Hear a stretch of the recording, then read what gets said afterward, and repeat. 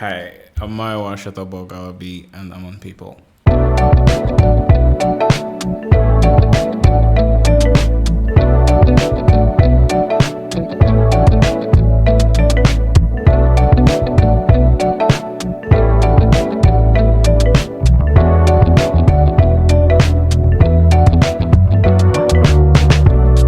Welcome to another episode of OnPeople, a podcast on people at work, where we dive into stories, insights, and learnings from the forefront of Africa's work scene. My name is Anyema, and I'm back with my co-host, Tone. Hi. So today's guest is a first of his kind. He's a multidisciplinary, self-taught visual artist, spanning across cinematography, photography, animation, painting, graphic design, fashion, and illustration. And he draws his influence from Lagos's fast-paced energy and creativity. He started his career at CcHub in 2014 as a graphic designer, and his artistic journey began in 2017 after winning the EU-UN Women Gender Equality Picture It comic and cartoon competition. Since then, he has been a part of projects for Uber, Meta, Desperados, and contributed as an illustrator for Kim Chakanesta's book Africana. His work also got recognized by the Walt Disney Company and Balmain. He's currently a visual artist at BBC. Who is he? The one and only Mayowa Alabi, aka Shutterbug. Hi, Mayowa. Welcome to OnPeople. Welcome. We're so glad to have you here. When here. I first heard Shutterbug, guess what came to my mind? So Shutter, camera shutter, then bug, the bug. So I put the two together. But you tell us, what is it? What Funny does the thing nickname is, like, mean? you're not too far off. Yep, so, okay. I got the Shutterbug name at the company which I met Tom. Yay. So what happened? CcHub, Yeah, right? CcHub. So what happened was I still am a photographer, Okay. but it was one of my core duties at the company. So I used to go around taking pictures of events, Yep. any good thing that happened. And we had this interesting project that was going to have me featured on a website. And so the team wanted to give me a cool name outside of like photographer or documentary and videographer.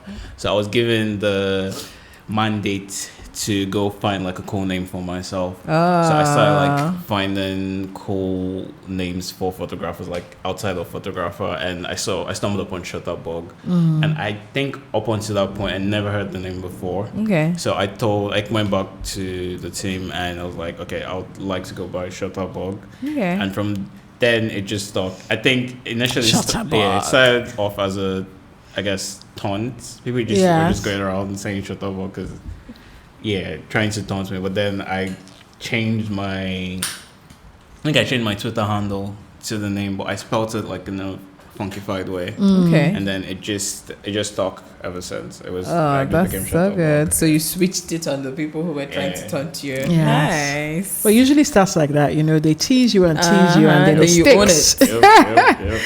Sticks. And to be fair, of all the names to be like called, I don't think it's the worst name. At all. And it's right up your alley, So, okay.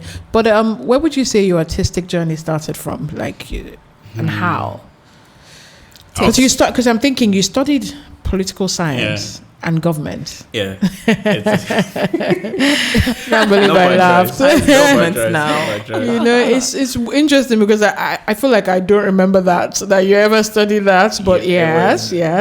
To be honest, I wouldn't even consider myself a good student because I was barely in class. Like I had to mix CcHub and school. And to be honest, I just that picked, you did. Yeah, I picked the company because I was making money, and what they were telling me. To be fair, it makes sense, and I do appreciate the lecturers, but it really wasn't for me. Like I saw the tech world, I saw everything. Like my eyes were essentially open, and I was just like, I can't go back to sitting in class writing notes and then trying to catch up. It just wasn't for me. But in terms of my artistic journey, it started off prior to uni. Actually, I think it started off since I was a kid. My very first, like the earliest memory I have of doing anything artistic was in primary one, if I remember correctly. I a teacher made us draw something. It was a fun project, and we were asked to draw a character. And Okay. I drew a stick figure. And I remember I went back maybe a few days after, it was the weekend. My parents put me in, they had me go stay with the neighbor Okay. who I ended up showing the stick figure drawing to, and he was just like, "Oh, this is." It was like, "This is cool, but nah, like this, like, let me show you what real art is." Yes. Oh. But Wow. what he ended up showing me at the time, again, I'm a 1-year-old kid, but so up until that moment, when like I see art pieces, or when I saw artworks, in my mind it was just stick figures. We never went beyond stick figures. But it was the first person I saw who drew like characters with muscles and like guns and choppers. And I was like, oh, this is my Picasso. This This is saying, say, teach me. yeah, this is my guy. I'm going to like learn and envelop everything. So what would happen was, after that moment, I would force my parents to like drop me off at his house every day, and we'd watch movies we weren't meant to watch. I remember we watched Terminator, Rambo. I remember Still at one? No, I was gonna. Oh, wow. We were really young. So no, you're definitely not one. I was gonna ask you. No, Not I one. was- You I were was older. really- You were yeah, older. You're older now. yeah. Okay. Yes. No, I was in primary one. Primary one. Okay, so Yeah. you're about 5, 6. So I remember watching Terminator vividly and Rambo. And what we'd do was, after the movies, like, just because we're so hyped with all the action scenes, like, we start drawing them as comics. Like, what we saw. And like, that's my earliest memory from like, as far as my artistic journey started. That's all I remember. And I just kept, I guess, improving ever since. It just became my thing. From in primary school, I remember I went to a Catholic primary school. I have a funny story about that, actually. So again, I used to draw, and I used to doodle all over my notes. My parents used to. So they're tired, exhausted. Exhausted. They almost, if they, so I would tear the middle pages of all my notes, and they were always so extra thin, and my parents were always so pissed. But anyway, I was in primary school. Outside of that stick figure moment, and because I kept practicing and I was drawing in a very different way, I was known as the art kid, quote unquote. Okay. And there was this funny story. Again, I was always doodling. So there's a difference between like an artist and a painter. So I'll leave that there. But we had this Artist and a painter. we had this bishop or archbishop, I think. It was a really top dog in the Catholic world, and he came to the school. And I remember a teacher coming to drag me out of my class, and she was like, "We need an artist," because I remember them saying the Pope is coming. Wow. But just to like get Everyone everybody to hyped, understand. Yeah. They're like, we need the best artist in the school to come draw. We need to present something to them. I'm like, cool. Everyone pushed me out. Like, They already That's knew. the guy. They're already pointing. Yeah. But unfortunately, when I got there, what they were really looking for was a painter, because they wanted someone to paint the Nigerian flag. And I'm like, this isn't my skill set. Like, if you wanted me to draw him on a chopper, like with the cross or something, like, I would do that gladly. But I can't paint to do anything. But I tried my best, and hey, it didn't go so well. It didn't go too well at all. Sorry. But I did it, and that's another common memory I have. And yeah, I think ever since then, it's just been my thing. In secondary school as well, in uni, I was just the guy that always doodled, always. Even, I remember vividly during some of our meetings at CcHub, it was almost an impulsive thing. I almost have to always doodle. Yes. It's I remember. Yeah. It's like a slight ADHD thing. Yeah. I have to like doodle during meetings in order to concentrate. And yeah, that's the best way I can talk about my artistic. Wow, I love it. I love the fact that, you had this neighbor who literally poured into you. Yeah. And it was probably didn't even realize that he was being intentional about doing it, but he Yeah. was. And now it makes sense to me why you were so bent on pouring into my kids Yeah. and Yeah. making them draw. And now they draw, and now they have their own comic books. So it's almost like, That's so good. Yeah. it's almost You're history giving back, yeah? repeating and Yeah. you giving back, history repeating itself. So you've mentioned that. So you were basically self-taught apart from this neighbor who started you off on the path. Yeah. You were self-taught. What was that learning process like? Because I know that you would always stay behind and do a lot of watching and reading and learning and absorbing, but also practicing it immediately. What was that process like, and how did you just develop confidence in your abilities? Because there are lots of people that don't move until they have a certificate or a formal training or degree. But what was it? What was it in you that just made you say, "I'm just going to keep trying"? So I think the drive is probably like there's this need I have in myself to constantly improve. Like I think one of my biggest fears is being stagnant in a way, and it's not. Unfortunately for me, it's not geared towards education. Like I'm not interested in chasing certificates or like degrees or anything. It's more creative or arts inclined. Like I need to know that I'm doing something better than I was doing yesterday. It's always been like there's always been this impulsive drive. So the best way I can also describe it is if we go back to the stick figure, the reason why my neighbor's drawing had such an impression on me was because they were so different. And they looked so cool. I'm like, I have to get to this level. So it's always been that way. I remember even after my neighbor's drawing, I remember a particular meeting in primary school as well. So my primary school was it's in Maryland, it's in a big Catholic compound. So there are private schools there, but there are also, I think, maybe 2 public schools. Public secondary schools there as well. So what would happen is during closing time, would all mix up, and so the private school kids with their cars and the public school kids, although they'll just mix up. And I remember one particular occasion, I met a public school kid, and he drew the same way with the side profiles and the muscles, but his drawings were cooler as opposed to. So, for example, if my characters initially had an afro. His characters had like slick hair, and they were more refined, more like defined. And I remember seeing them like, okay, I need to learn how to draw like this now. So it's just like that constant need. I always it's an impulsive drive, and I think I'm also very fortunate to be in I would say generation. That I have access to these things. I don't need to go anywhere to get them. Even my current journey, I was talking to my girlfriend yesterday because shout out to the girlfriend who's right here. After almost 6 or 7 years, just going back to this impulsive need to do better. I'm good at painting. I'm good at photography, videography, all that. One of my, I would say, biggest Achilles heels has always been 3D design. For 5-6 years, I've tried to learn it. I will open the application and I'll drop it. 5-6 years. And yesterday, actually this morning, it's the first time I made my first 3D full project, and I was so proud of it. Wow, I thought about it. I kept showing it, because it felt like the very first painting, like the first painting I made ever. So it's just this. It's like this rush. I can't. I'm always searching for it, and now. Even after doing this 3D thing, I'm worried about what the next thing will be, what the next impulsive thing will be, because I know at some point I'm going to get tired. Yes. Of doing it. It's fun now because it's a new high I can chase. Yeah. But after that, what's next? And hopefully God shows me what is next. But that's the name. Of course he will. I just have this very impulsive. I need to find out what's.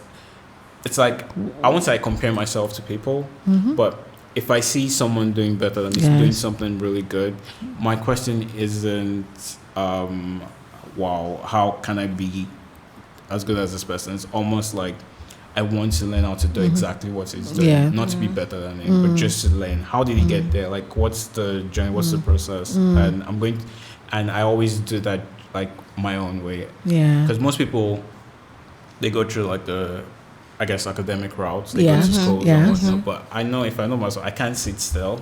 So I have to find creative ways to do my own thing. So that's why I do the YouTube tutorials, the learnings.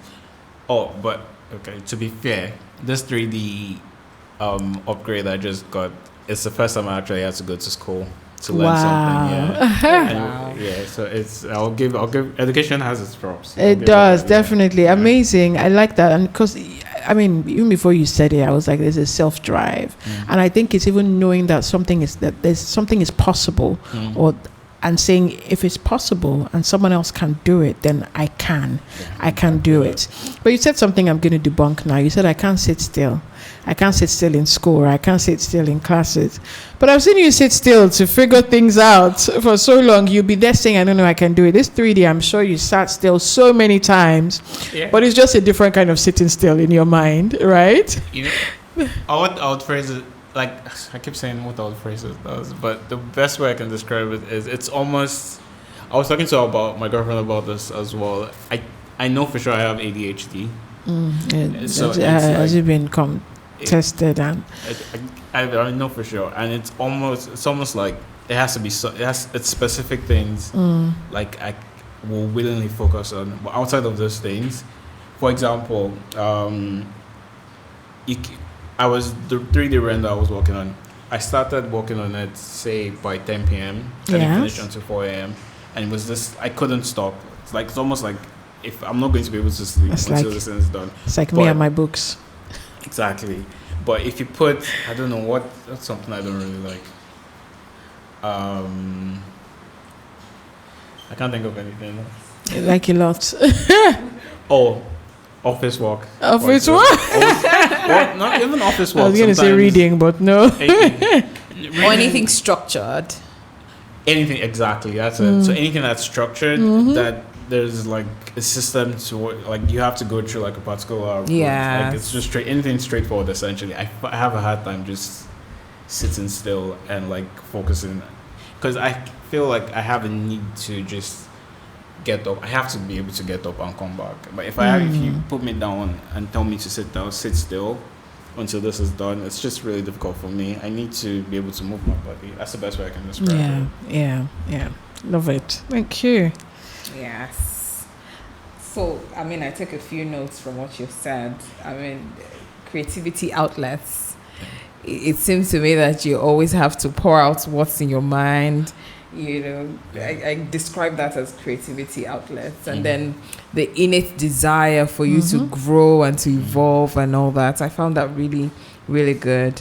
So a lot of people who are creatives like you, who are artistically inclined, you know, would usually not just, they would not stay on a 9 to 5. It's not a discipline. I mean, you already talked about struggling with structure, the box of structure, right? So how did you cope, or how are you able to combine your innate abilities and the need for fluidity to be creative and all that with the structure of 9 to 5? This is one I love that question so much, because it's one of the reasons I'm really grateful to CcHub for. Because I feel like if I didn't get my initial job at CcHub, I wouldn't like where I am. Shout out to CcHub. Shout out. Where I am like at this point in my career, I don't think I would have gotten there, because CcHub was the first place I knew about structure. Okay. And you're right about the fluidity, because I know for a fact that if I don't have some form of structure, even if so I think the best way I can describe things is to use examples. So at CcHub, my last role, like my last position, was I almost had to manage a team. So I had like a really, let's say, almost a creative director type role. And I had to like manage people, and so you'd think if I'm going to like my next job, it's probably something similar, or something I have. But when I joined the BBC, I decided to step down back as a graphic designer, just because I know for a fact that I need, even if sometimes it's going to like almost drive me crazy, I need someone to tell me to sit still. Yes. Like I need that for it's not, again, it's not for the entire day, but like 9 to 5, I need someone to tell me like, you need to do this. I need to essentially report to someone, and that has given me some form of structure. Like it's things I've picked up working for people, I apply to myself as a creative as well. Like it's a way I'm able to confidently navigate like interactions with people, like with big companies. Because if I know for a fact, if I didn't work at CcHub, like I've had gigs with Meta and Co and all Yes. that. I know for a fact if I didn't have that structure, if I didn't see how things worked, like how things go from top to bottom, Yes. there's no way I'll be able to have this conversation. Yes. I'll be able to carry myself into these rooms and talk properly and back myself up. So I know I need that structure. And I actually have a fear that I know at some point I'm going to have to take all I've learned and fully apply it to myself and not work for anyone and just work for myself. And I have this fear that I might not be able to do it. I might still need to have like a job somewhere. I might need to report to someone. I have to have this like someone to report to, and that's going to help me like have like some structure. Because even if I know my process is chaotic for a fact, like I think almost processes are very chaotic. Like there's almost no structure. But I feel like if there's a part of my life where I know I need to wake up at a certain time, do a certain job, then go back at a certain time. Once I have that structure in place, everything else will fall in place. Like I just need to build my chaos around that structure, essentially. Like that's the best way. Yeah. Okay. It's so good to hear you describe it the way you have. And so what I derive from what you've said is that structure isn't so bad. No, it's not. It's not so bad. It's not. It's the ability to marry the fluidity of creating versus the discipline of structure. Exactly. That's so good. Yeah. Thank you. I know, right? Go, girl.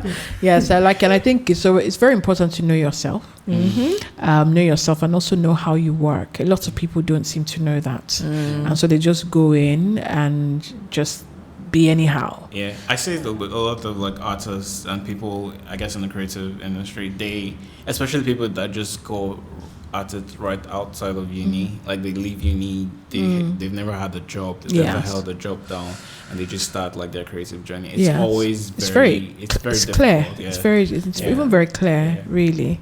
So I like that. I think a lot of people need to recognize that there's something that comes with working in a place or working within a corporate system, because then it helps you stay accountable even to yourself as well. If that's all you get, that's all you get. Instead of jumping in, and that's what separates you, people like you, from the anyhow manager like that sort of individuals. So okay. So in my case, because I've known you for a decade now, and I'm thinking, back to when we met, and then thinking back to this year. You had your first solo exhibition, right? 10 Days of Shutterbug. And we were so proud of you. I was hoping I would be in London at that time, but I unfortunately wasn't. Just tell us about it. How did that even come about? So it's coming. It's funny because even I wasn't my very first exhibition. You were at the very first Yes, I was. And in Lagos, right here. Yeah. So that I don't want to say it's scarred me, but the exhibition didn't go as well as I hoped it would, and like that left a bad impression on me. So I've been very wary of having exhibitions, and it's more, if I'm being honest, like when I make work, I just put it online as a guide, which I've learned now that I have two managers that was a big mistake. Oh, really? Yeah, because the first thing my management team said was like they really wished like we started this journey sooner, because I think I have great output. Like I create it's almost like I said, it's impulsive. I need to create, I need to share, and and between say 2020 and now, I've probably created over 1,000 paintings. Wow. Yeah, because it's just and they like that drive so much, but in that time I've created so many good pieces, and they just have like this regret almost that why did you have to share them?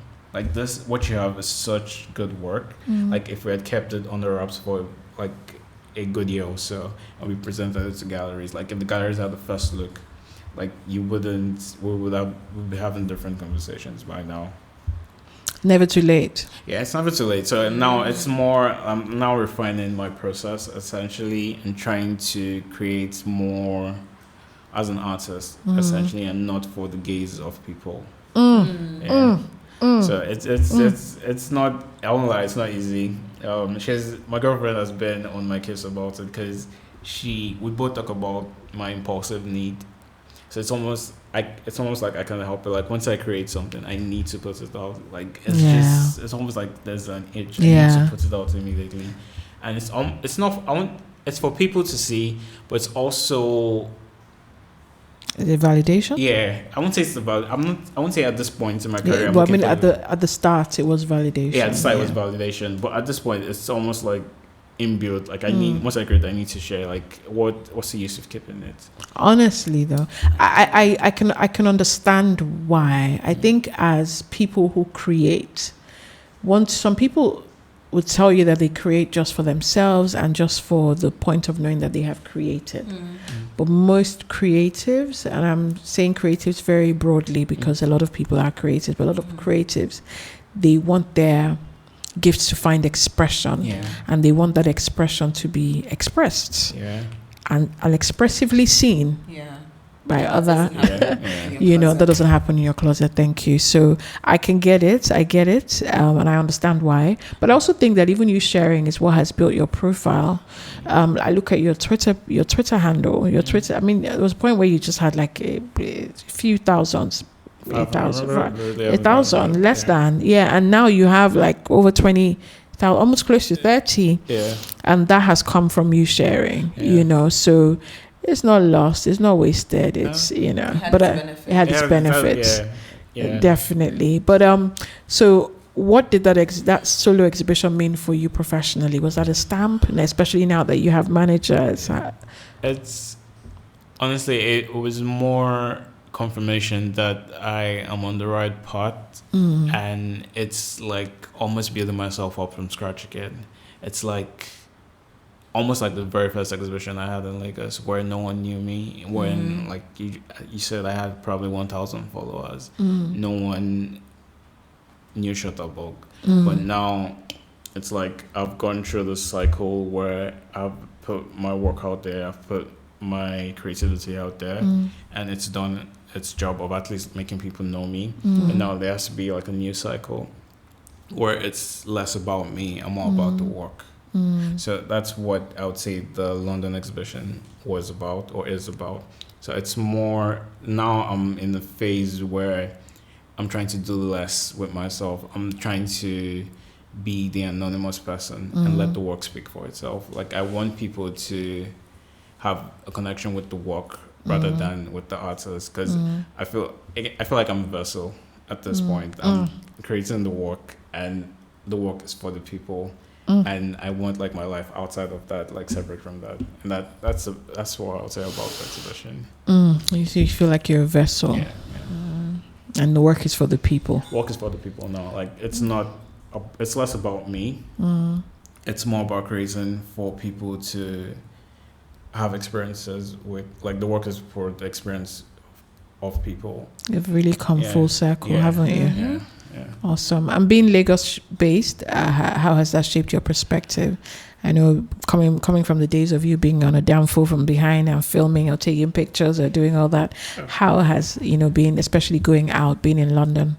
I mean, there are positives and negatives when it comes to like being in Lagos, or being from Lagos and working from Lagos. When just being from Lagos, and I feel like I'm a part of, not to like big myself up or anything, I just feel like I'm a part of a small circle of young, creative, artistic people that have like put themselves on the map despite like the country, despite the odds.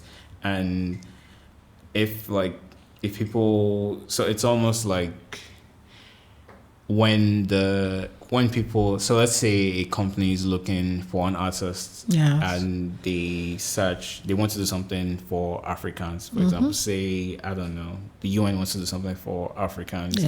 When they start their search, like I feel like I'm among the first names that pops up. So like that's where I think I am now.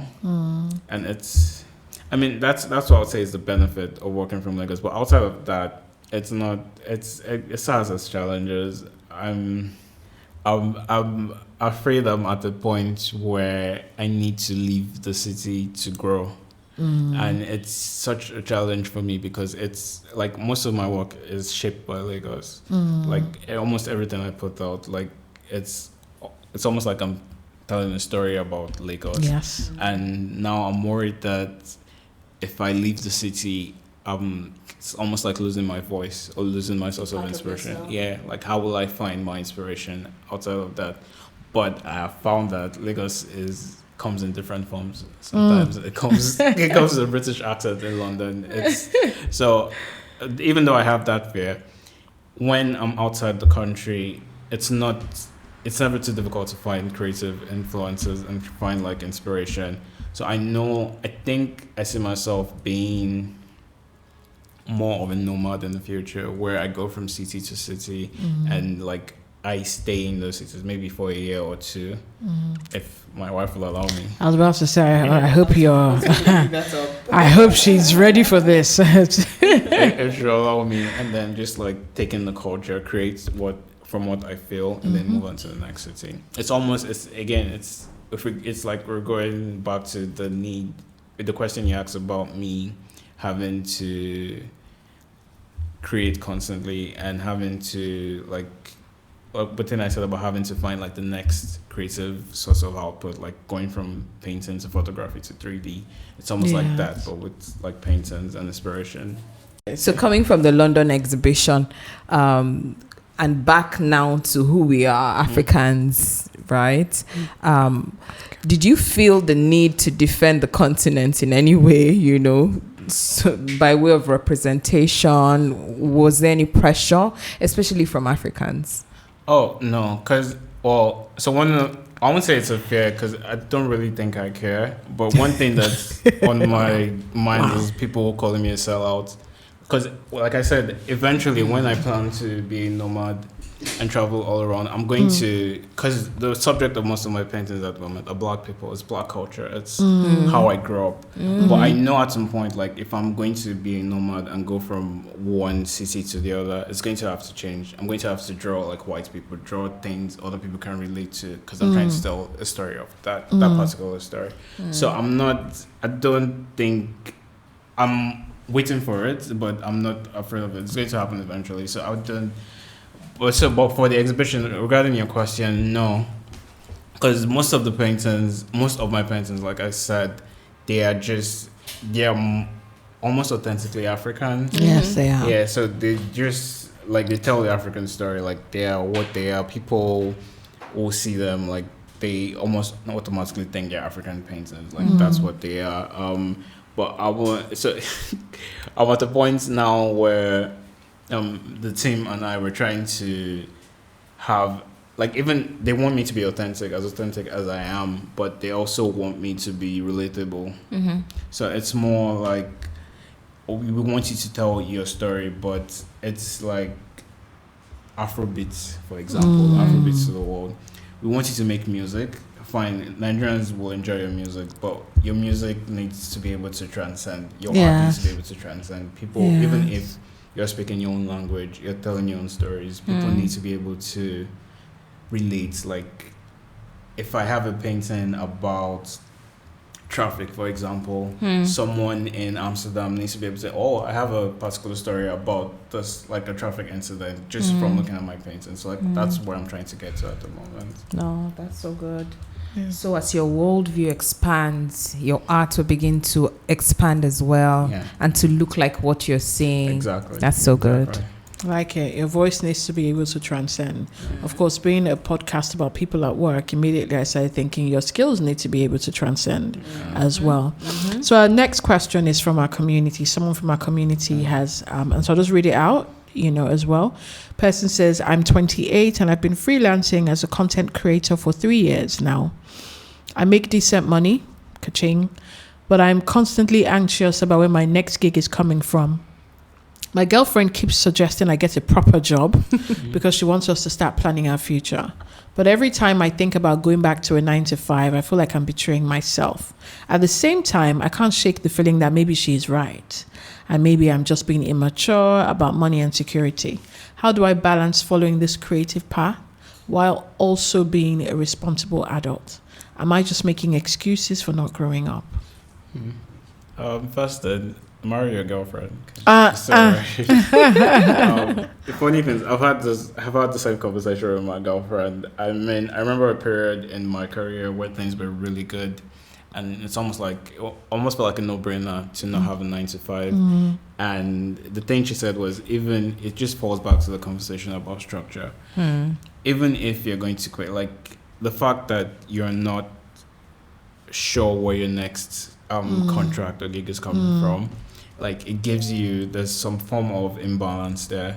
But even if you're doing a 9 to 5 that pays you less than what you make from one gig, the fact that it's a consistent flow or stream of income, that helps you a lot. Like the fact that even if you can go 2 months no gigs, but at least salary will still hit your account. Like you still get your salary to buy whatnot.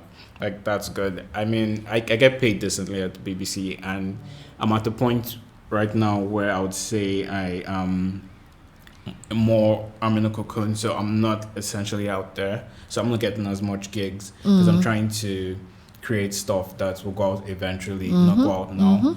But I have no shame in saying my BBC salary currently sustains me, and I'm fine with that. Like, because it does the job. Like it's meant to just keep me going to the next month, which is fine. So I think every creative needs at least something. It's almost like having a firm foundation.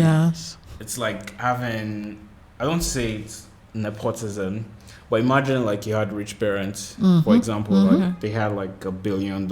Amen to that. And like and they just give you the freedom. You don't need to go to school. Just go and find your passion. Like you have that freedom because you know, like there's money at home, there's rice at home. Like you can do anything you want to do. It's like that, maybe to a lesser degree, but it's just like knowing at least there's rice at home. No matter what you go and do, like you can still come back for something and then go out again. Yes, yeah. I think that was so good. And I think it's important for creatives to know as well. Sometimes we're always just trying to follow our passion, even when there's no profits around that passion. You know, we're like, my purpose, my passion, and we're going. So yeah, very relatable. Very, very relatable. So, going into the details of your work and how you have different outlets and expressions, from painting to photography, animation, graphic design, fashion, illustration. Do you ever find the need to collaborate to execute? What would that be like, working with other people and then, speaking into existence? You don't know who might be listening. I understand the question. Like, the people I'm hoping to work with. Yes. I would say. I would love to work with people. I want to say I love to work with people, but I don't love to work with people. I like to work with people. The honesty. To be honest, I'm an only child. I'm very Luna. centered around myself. Like, I like doing things a particular way. And I was having this conversation again with my girlfriend about why I would... This girlfriend. Shows up every time. Okay, my foundation. But we're talking about why I'm not gunning for a higher position at my current place of work, and why I could probably get it. But it comes down to the fact that I'm not good at a good flaw I have. It's not a good flaw, it's a flaw. The flaw I have is I'm not good at delegating. So when it comes to certain situations, as much as I think I can give out work, if it gets to a point where I just take the work off people and do it on my own eventually, and that kind of spills into some of my work. So I don't do a lot of collaborations, but on the other hand, I'm learning to do that. So one example I can give about that is something I'm currently working on called Bend. It's more of a fashion outlet that I'm hoping to launch next month. Whoop. Yeah. So typically, me 3 years ago, I would want to do everything on my own. I would want to be the model, the photographer. So really Mayowa affair. Picture you in front of the camera and behind it at the same time. That was always me. I would want to be like at the forefront of everything because it's my vision. It has to be the way I see it. But again, thanks to experience, working with people, like working in a corporate job, having people around me, like having multiple contacts with people, I know I can do it on my own. And I can tell that the best brands, they don't do it on their own. They have people they work with. do. So now I'm learning to just lean back. Like for the first time in my life, as opposed to having an idea and going for it on my own, I decided to like reel myself in and call someone else. Just be like, okay, so I have this thing in my mind. What do you think? And it was a difficult conversation, I can't lie. But it was also helpful because now I can actually delegate. And it also falls back to my current management team. Because again, prior to them, if I create, this is a good example. If I create a painting, it doesn't take, like, literally within the next minute, it's out. But now I'm in a situation where if I create a painting, I have to first send it to the group. They have to first approve. And if one person thinks, like, okay, this is really good work, the world doesn't need to see this yet, I have to now hold it back. And sometimes it just... Yeah. What do you mean the world doesn't need to see? Yeah. And it's the same thing I try to do with Ben as well. Because typical me, I would have put pictures all over social media at this point, like all my designs, all the designs I created for the drop, they would have been all over social media. Everyone would know what to expect in the next 2-3 months, but it's difficult. I'm holding myself back so much, and I'm just waiting for everything to be ready first, and then I'll push it out. So again, it's not the easiest thing, but I'm learning to enjoy it. And in terms of people I'd love to work with or collaborate with, again, I serve a living God. Yeah. Unfortunately enough to work with people I didn't even know were great people. And I was saying my girlfriend again, but there was a time I didn't know it. I had a meeting and with Balmain's creative director. Yeah. I didn't know who he was. I just went to the meeting. I was just like, and he was telling me he loved my work. I'm like, okay, thank you. I appreciate you. Let's collaborate. I'm like, okay, cool. And then I tell my girlfriend afterwards, and it's like, do you know who you just spoke to? Like, no. And she tells me who it is, and I'm like, okay. Can you imagine? So I want more collaborations like that. I guess if I was going to be specific, I would love to work with Nike. Nice. There's a Nigerian artist I really like. I like what he's doing. He's based in London as well. His name is Yinka Ilori. Oh, okay. Yeah, I really like what he's doing. Who else? Maybe maybe one Nigerian musician. Just one. I don't know who yet, because I don't like the way they move. But I'll figure out who.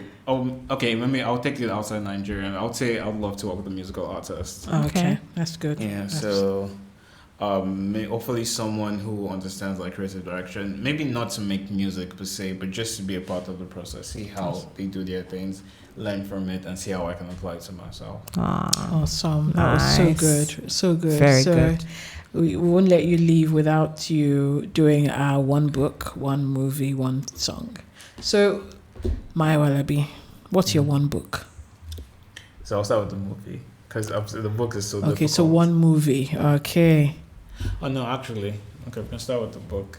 I just remembered the one book that, well, it has a lasting memory in my mind, mostly because I read it first and then I listened to it. I listened to the ebook with my dad, and he also could relate to it. It's Born a Crime by Trevor Noah. Oh, yes. And I like it because I feel like, so it was born on the same date. We're both born on the same date, but it was born 10 years prior to me. So someone, I feel like, I don't know how he had, but I feel like we're connected. So 1994, February 20th.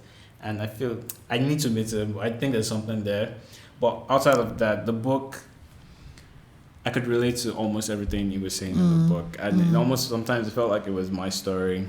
To a certain degree. Of course, like there are different variations to our stories, but I like that he's someone that essentially stuck to his creative part.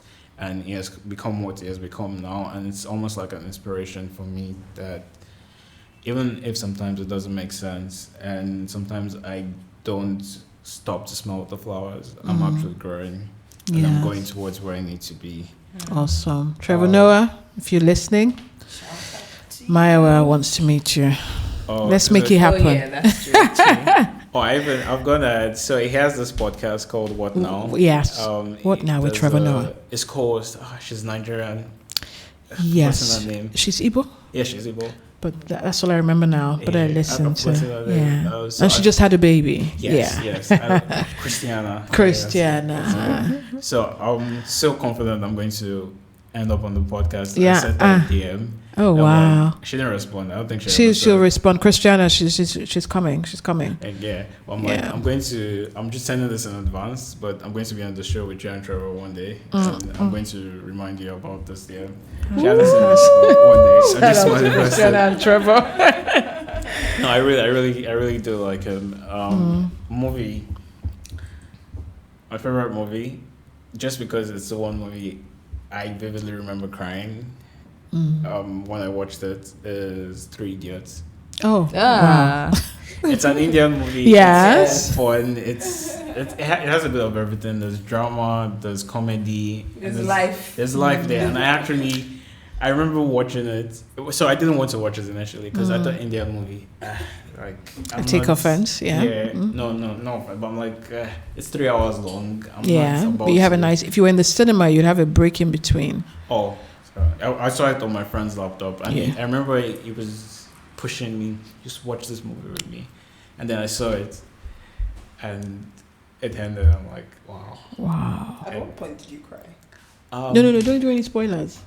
I haven't seen it. Oh, you haven't? Oh my God. And considering I have seen like 150 Indian movies and follow them closely. I don't consider that movie emotional. Yeah, but I haven't seen it. So just in case I want to see it, I don't want any spoilers live. I'll ask you later. Yeah, you can. Not live. So we have your one book and one movie. Yeah, so one song. Well, it's not. I don't think it was ever released. It's not an official song, but there's this little video of Lagbaja singing. So he's with some pensioners. Okay. I think at the university or something, and he's singing this song, this Yoruba song. Ope mi Oluwa. There's a way he sang it. It's not an official song. He never released it, but I remember if I've had moments where I had to just sit back and reflect, and I keep going on TikTok and searching for that particular video just to listen to that song. But if you're talking about a song anyone can find, it's still a Lagbaja song, and it's called Mimo. Emi Mimo, I think. Yeah, it's like a deep cut song. Wow. Yeah, it's one song I almost constantly play always. Oh wow. Nice. Thank you, Mayowa. We've really enjoyed getting to know you more. Right? And getting to know you as well. So thank you for joining us on People. We hope you had it. Yeah. Glad you had a good time. Yes? We're glad we had you. Thank you for coming. Okay. Thank you for tuning in to this episode of On People. We hope you enjoyed the conversation with Mayowa as much as we did. Don't forget to subscribe and listen on your favorite podcast platforms. To keep the conversation going, drop comments and questions on our social media handles. Until next time, bye for now.